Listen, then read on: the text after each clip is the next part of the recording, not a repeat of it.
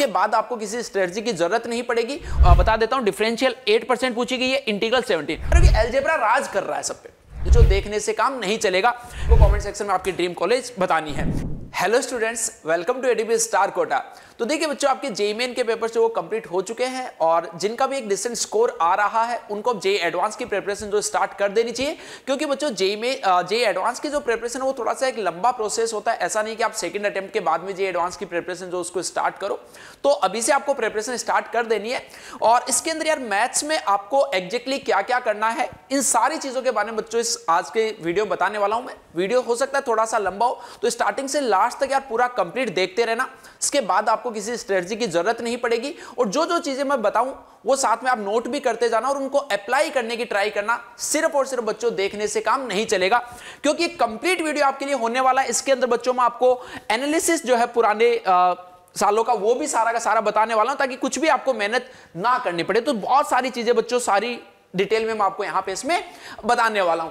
तो चलिए यार देखो स्टार्ट करते हैं। अच्छा, स्टार्ट करने से यार पहले एक आपके लिए एक इंफॉर्मेशन है कि एटीबी स्टार का जो आरबीसी बैच है, जो कि जेईई एडवांस 2023 और जेईई मेन 2023 दोनों के लिए है, इसकी क्लासेस बच्चों 6 फेब से स्टार्ट हो रही हैं, जो कि यहाँ पे कोटा में ऑफलाइन भी होंगी और यही क्लासेस बच्चों ऑनलाइन लाइव जो वो भी मिलने वाली हैं। तो जल्द से जल्द यार इस बैच का हिस्सा बन सकते हो। ऑलरेडी काफी सारे स्टूडेंट जो इस बैच का फायदा उठा चुके हैं।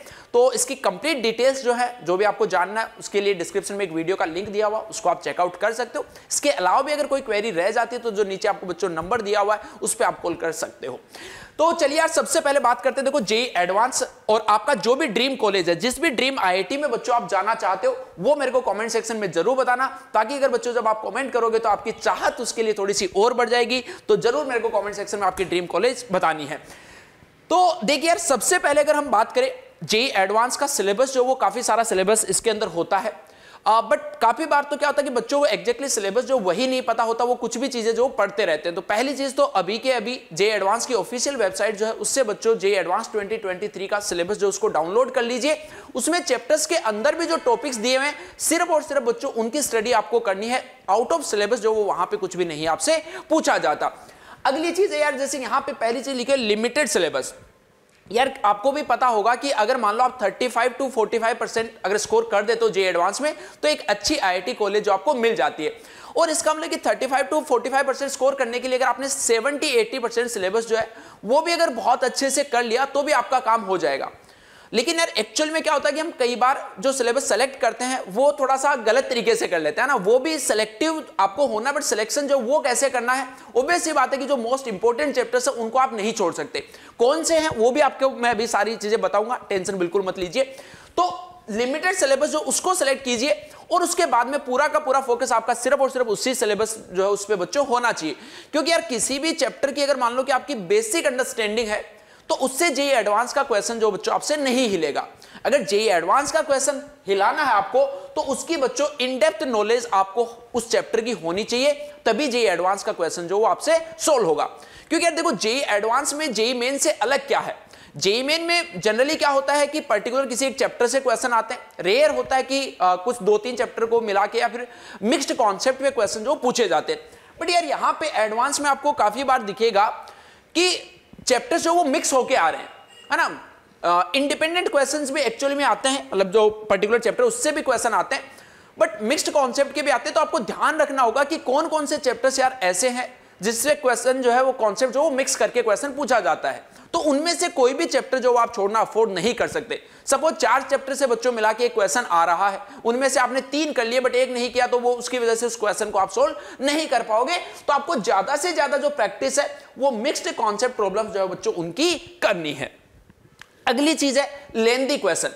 यार कई बार क्या होता है कि कई बार क्या मतलब जनरली स्टूडेंट्स के साथ में होता है, पैसेंस बहुत कम होता है। क्वेश्चन को रीड करने की जो एबिलिटी आपकी है वो बहुत अच्छी होनी चाहिए, और ये एबिलिटी तभी आती है जब आप बुक्स रीडिंग करते हो, है ना।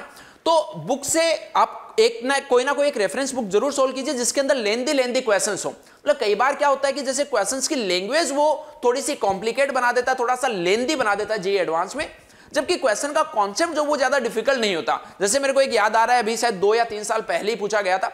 अगर मैं कॉन्सेप्ट की बात करूं तो उसमें सिंपल कॉन्सेप्ट ये था कि अगर मान लो आपके पास में 15 ऑब्जेक्ट्स एक लाइन में रखे हैं, उनमें से 4 ऑब्जेक्ट सेलेक्ट करने हैं such that no 2 objects are conjugative. अब जेईई एडवांस में जो क्वेश्चन पूछा गया था उसमें क्या पूछा गया था कि एक पर्सन है वो घर से अपने ऑफिस जाता है, वीक में 15 डेज जाता है, इस डेट को जाता है, इस डेट को नहीं जाता, इस तरीके से करके पूरा तामझाम जो उसके अंदर क्वेश्चन के अंदर बनाया हुआ था। तो काफी सारे स्टूडेंट जो वो वहीं पे उस क्वेश्चन को छोड़ के आगे बढ़ जाते हैं। तो आपकी यार क्वेश्चन रीडिंग एबिलिटी जो है वो बहुत अच्छी होनी चाहिए इसके अंदर। अगली अगर हम बच्चों बात करें तो आपका हेल्थ और माइंडसेट इस टाइम पे बहुत अच्छा होना चाहिए। हेल्थ का ख्याल बच्चों सबसे ऊपर वही है ना, उससे ऊपर कोई जेईई मेन जेईई एडवांस कुछ नहीं है।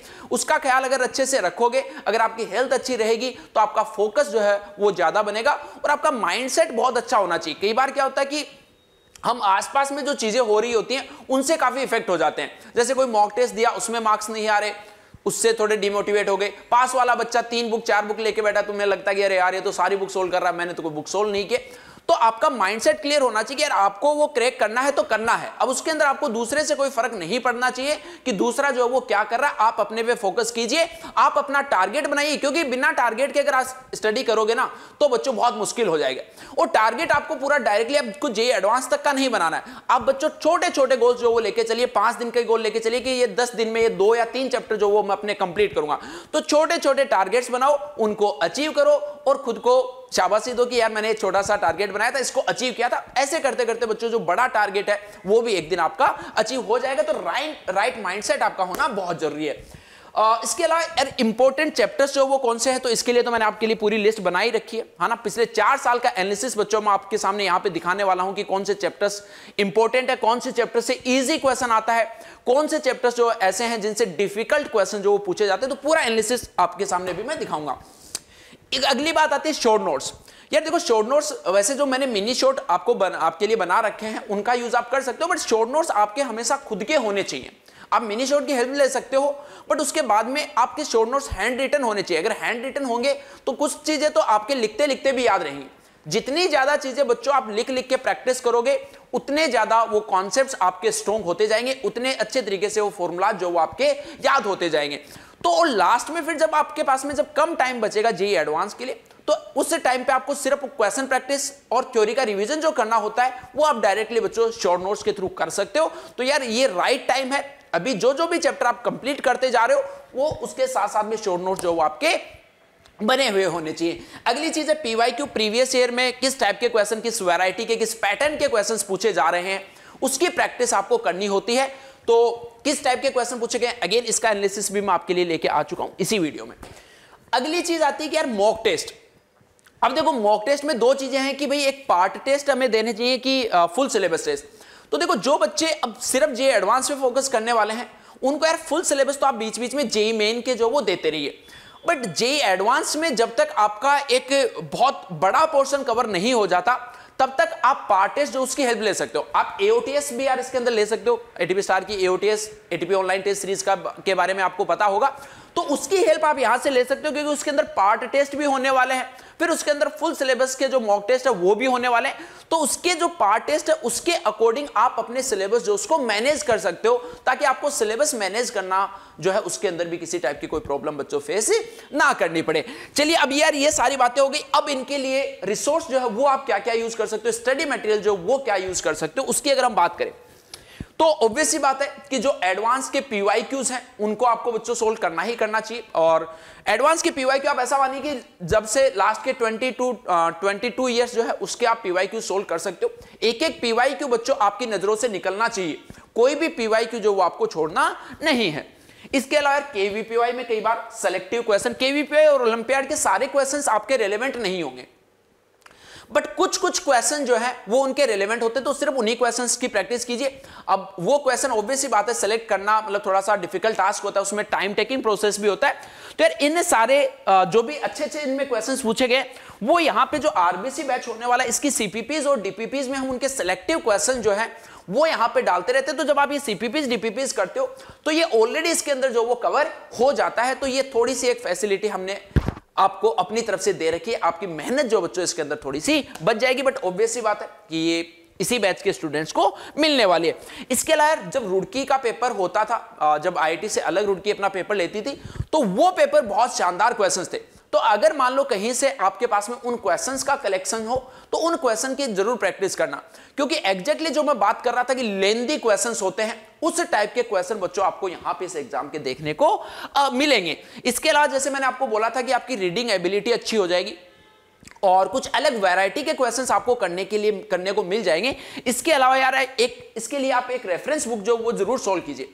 अब अगर मान लो कि आप पहले से, क्योंकि बुक्स कोई खराब नहीं होती है ना, मैं पहली चीज तो आपको ये क्लियर कर देता हूं, बहुत सारी अच्छी अच्छी बुक्स जो है वो मार्केट में है। तो अगर मान लो कि आप पहले से कोई एक जे एडवांस स्पेसिफिक बुक सोल्व कर रहे हो तो उसको आप करते रहिए, आपको चेंज करने की जरूरत नहीं। बट इन केस अगर नहीं कर रहे हो और आपको सजेशन चाहिए कि सर आप सजेस्ट कर दीजिए, तो यार मैं ब्लैक बुक आपको सजेस्ट करूंगा। अगेन ब्लैक बुक जो है उसमें भी सारे चैप्टर्स के लिए वो जे एडवांस के लेवल का नहीं है, बट हाँ इसके अंदर काफी सारे चैप्टर्स जैसे कैलकुलस वाला जो पोर्शन है वो आप यहां से ब्लैक बुक जो उससे सोल्व कर सकते हो। इसके अलावा यार एक विनय कुमार की बुक है, इसके सब्जेक्टिव क्वेश्चन एक्चुअली बहुत प्यारे क्वेश्चन है।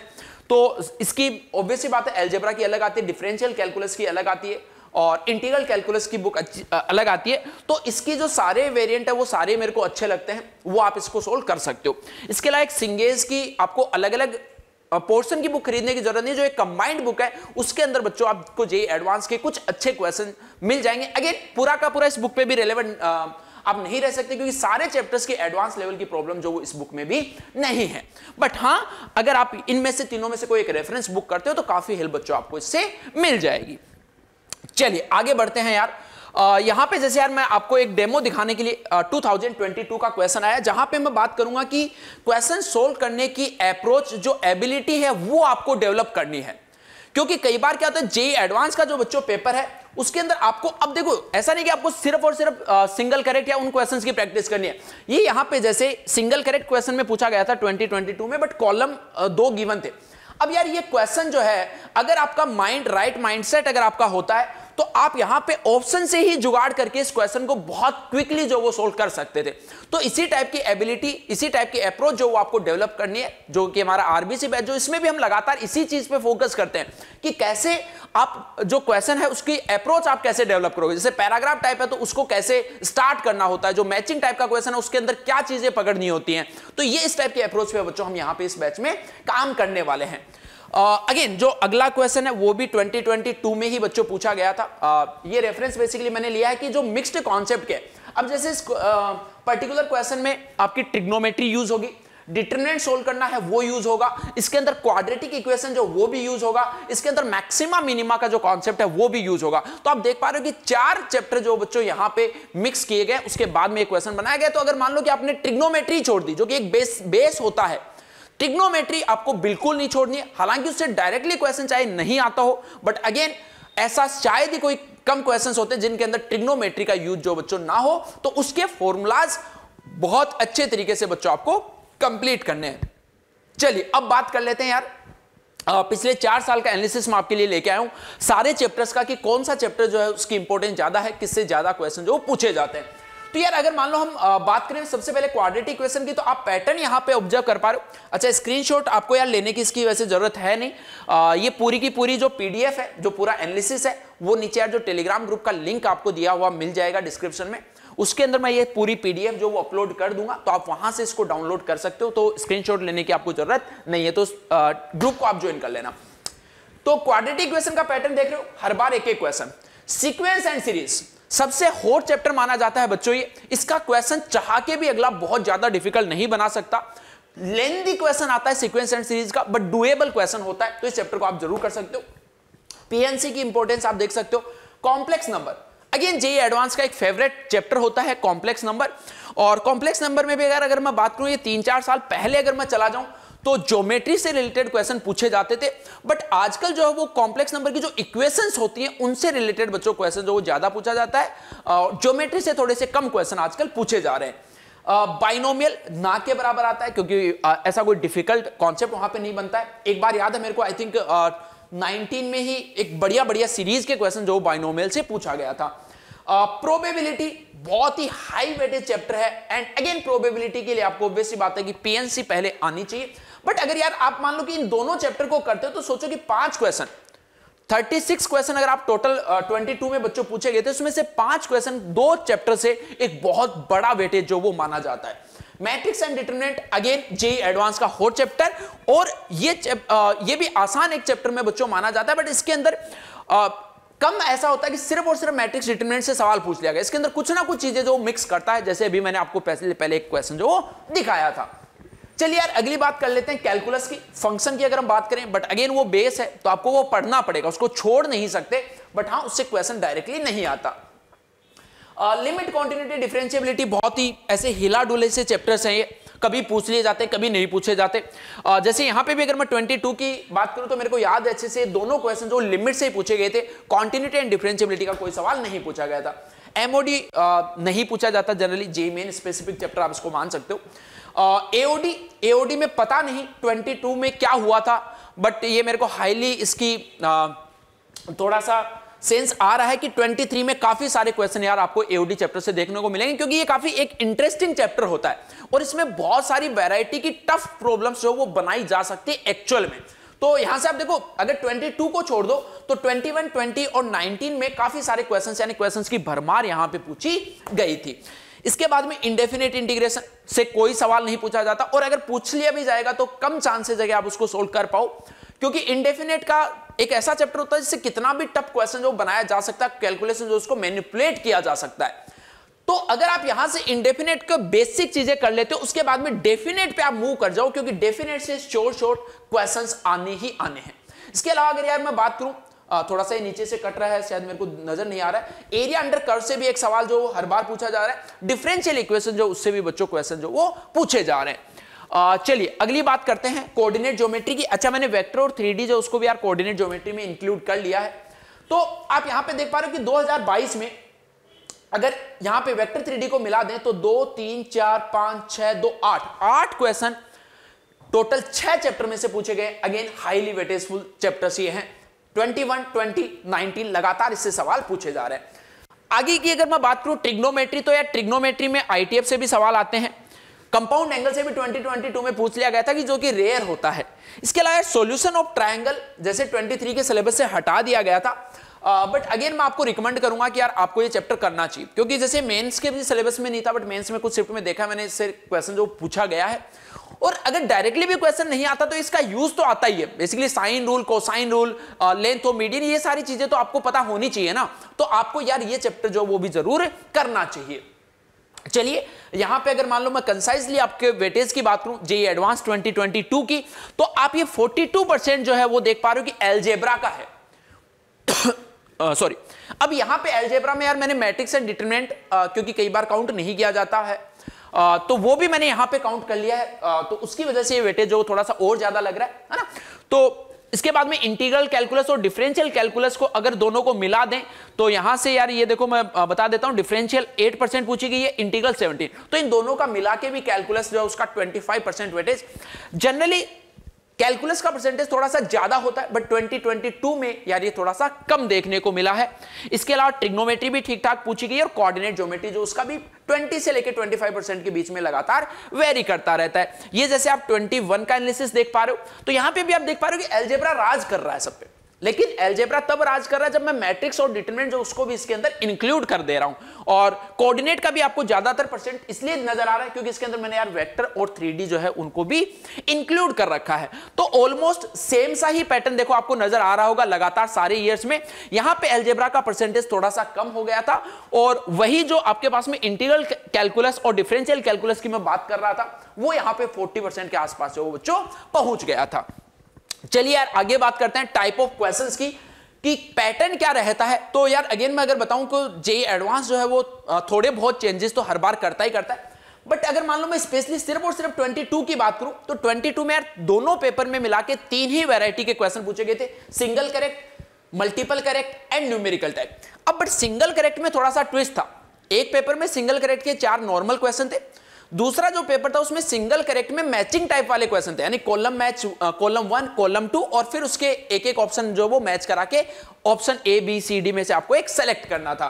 पैराग्राफ टाइप के क्वेश्चन यार पता नहीं क्यों नहीं पूछे जा रहे हैं। 21 में एक बार पूछे गए थे, दोनों में 4 क्वेश्चंस थे। इसके अलावा 2019 2-3 सालों से पैराग्राफ वाले क्वेश्चन जो वो कहीं ना कहीं मिसिंग क्वेश्चन है, बट अगेन जेईई एडवांस अपना पैटर्न चेंज करता रहता है, तो आपको तो यार सारे पैटर्न जो है इनमें से जो आपको नजर आ रहे हैं उनकी प्रैक्टिस आपको करते हुए चलना है।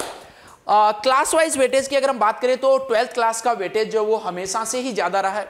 आप देख पा रहे हो कि यहां से जो छोटे वाली लाइन है वो 11th क्लास का वेटेज है, जो बड़े वाली लाइन है वो 12th क्लास का वेटेज है। तो 19, 20, 21, 22 आप सब में देख पा रहे हो कि यहां पे 12th क्लास का वेटेज बच्चों ज्यादा नजर आ रहा होगा। 22 में टोटल क्वेश्चंस की बात करें तो अभी 36 क्वेश्चन पूछे गए थे, उससे पहले साल में 38 थे, उससे पहले 36 थे, उससे पहले भी 36 थे।